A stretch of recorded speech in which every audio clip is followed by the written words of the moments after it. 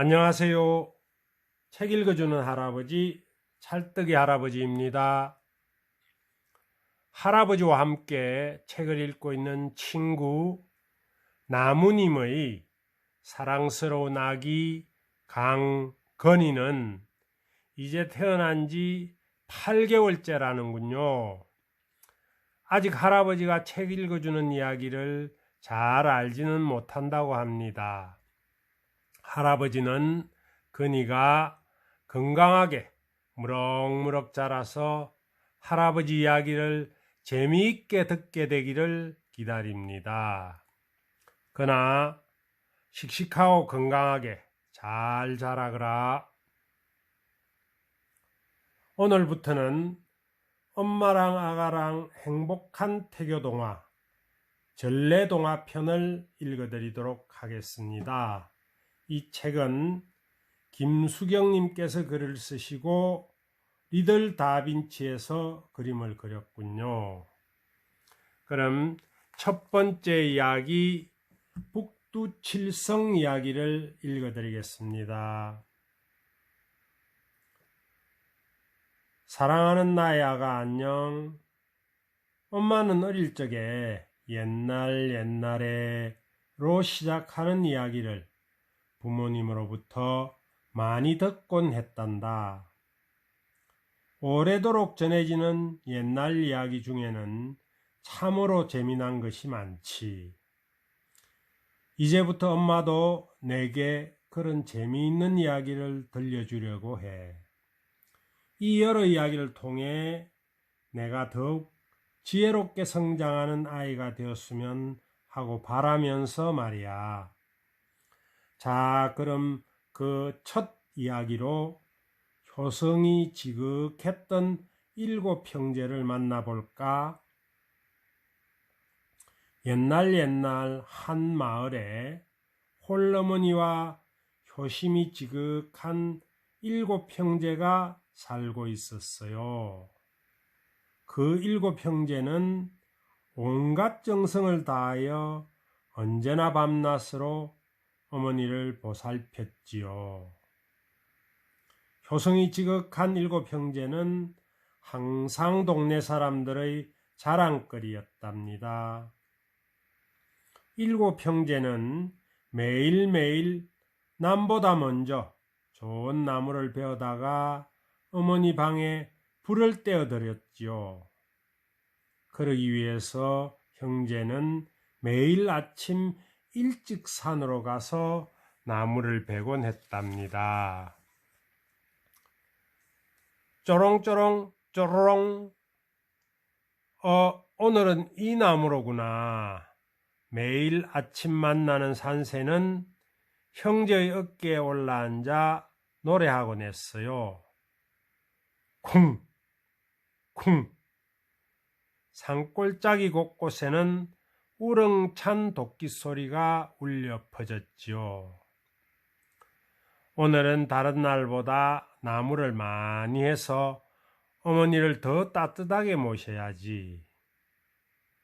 형제는 매일같이 하는 고된 일에도 싱글벙글 웃음이 흘렀어요. 그리고 그렇게 배워온 장작을 팔아 어머니께 맛있는 쌀밥도 지어드리고 아궁이에 가득 넣어 어머니 방을 따뜻하게 지펴드렸답니다. 그런데 어느 추운 겨울날이었어요. 얘들아, 방이 어슬어슬 너무 춥구나. 그래서 형제는 더욱더 많은 나무를 해와서 아궁이에 불을 지펴드렸답니다. 하지만 어머니는 이상하게도 매일 춥다고 하시면서 오돌오돌 떨고 계시는 거였어요. 이상하다.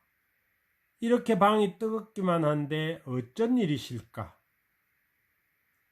7 형제는 무척이나 어머니가 걱정되었답니다. 어느 날 형제 중 제일 큰형이 이야기했어요. 어머니가 춥다고 하시니 저러다가 몸이라도 편찮으실까 걱정이구나. 이렇게 큰형은 동생들과 함께 어머니 걱정을 하며 하루하루 근심 속에서 지냈답니다. 그러던 어느 날 밤이었어요. 어머니 걱정에 새벽까지 잠을 이루지 못했던 큰아들은 어머니가 방문을 열고 살짝 밖으로 나가시는 것을 보았어요. 이 추운 새벽에 어디를 가시는 걸까? 결국 밤을 꼬박 지새우고 어머니를 기다리던 큰아들은 새벽녘이 되었어야 살며시 방으로 들어서시는 어머니를 보았어요. 그리고 아침이 되자 어머니는 또다시 방이 춥다며 덜덜덜 떨면서 이불을 가득 덮고 계셨어요. 형제는 어머니 걱정에 더욱 고민에 빠지게 되었답니다. 며칠이 지난 어느 날 밤 큰아들은 어머니가 또 살며시 방을 나가시는 것을 보았어요. 큰아들은 몰래 어머니 뒤를 따라갔지요. 아무것도 모르시는 어머니는 어느 개울 앞에 다다라서 신을 벗고 맨발로 강을 건너고 계셨어요. 아이고 차가워. 어머니는 개울을 건너시며 계속 차갑다고 말씀하셨지요. 이윽고 따라온 큰아들도 어머니를 따라 개울을 건너게 되었답니다. 그리고 깜짝 놀랐어요. 아, 이렇게 차가울 수가. 개울물은 살얼음이 꽁꽁 얼었을 만큼 차가웠어요. 이렇게 차가운 개울을 건너고 계셨다니. 그런데 어머니는 어디를 가시는 걸까? 궁금해진 큰아들은 계속해서 어머니를 몰래 따라갔지요. 잠시 후 어머니는 어느 한적한 집으로 들어가셨답니다. 그리고 그곳에서 집주인과 한참 동안 도란도란 이야기를 나누시는 것이었어요. 아들이 가까이서 보니 그 집 주인은 혼자 사시는 이웃마을 아저씨셨답니다. 어머니는 그 아저씨 친구와 밤새도록 얘기를 나누시려고 차가운 개울물을 매일매일 건너고 계셨던 것이었어요. 그제야 이유를 알게 된 큰아들은 재빨리 집으로 돌아가 동생들을 모두 깨워서 개울가로 불렀답니다.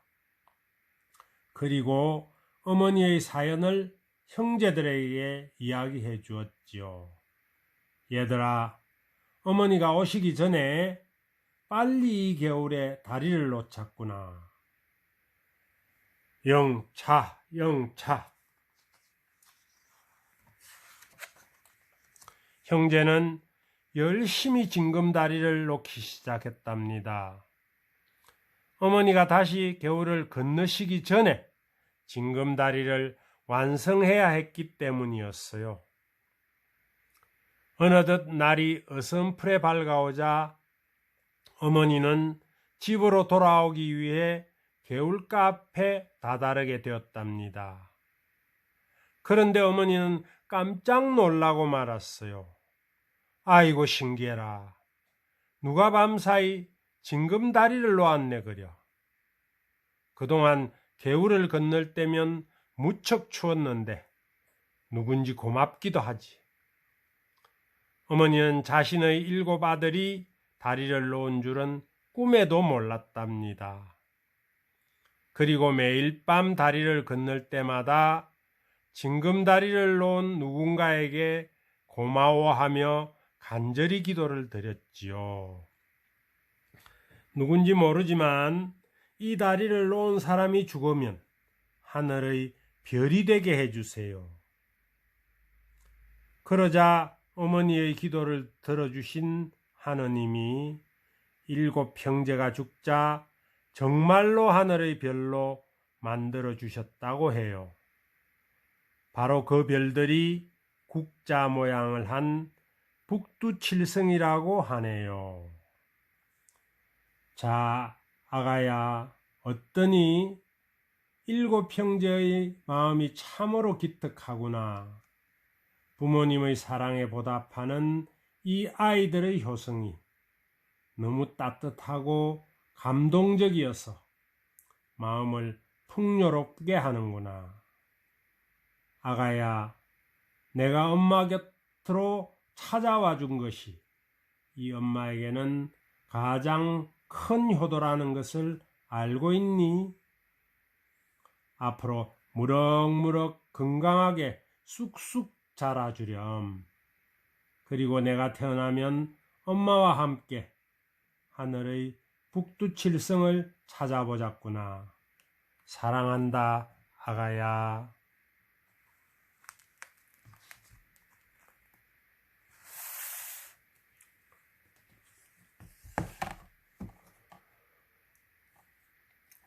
오늘은 태교 명시 중에서 한상경님의 나의 꽃을 읽어드리겠습니다. 나의 꽃, 한상경. 내가 나의 꽃인 것은 이 세상 다른 꽃보다 아름다워서가 아니다. 내가 나의 꽃인 것은 이 세상 다른 꽃보다 향기로워서가 아니다. 내가 나의 꽃인 것은 내 가슴 속에 이미 피어있기 때문이다.